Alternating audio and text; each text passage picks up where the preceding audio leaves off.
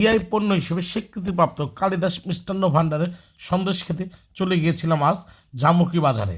এই দোকানটা কত বছর পুরানো? প্রায় 100 বছর। আপনারা কি আইটেম দিয়ে শুরু করছিলেন প্রথমে? সন্দেশ, চমচম, রসগোল্লা এগুলো দিচ্ছি।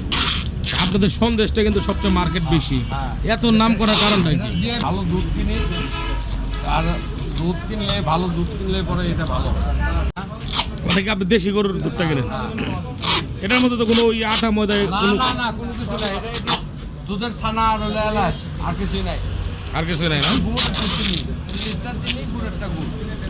সন্দেশের সুনাম ধরে রাখতে নিজেরাই দুধ কিনে তৈরি করে ছানা। দুধটাকে অল্প আঁচে জাল দিতে হয় এবং লাড়ার উপরে রাখতে হয়, কম লাড়লে কিন্তু নিচে লেগে যায়। টাঙ্গাইলের বিখ্যাত সন্দেশ। আমি শ্বশুর বাড়িতে আসি, এখান থেকে সন্দেশ নেই। দাদা, আপনারা কাজ করেন কত বছর এই দোকানে? আপনি কাজ করেন কত বছর? 10 বছর। 10 বছর না?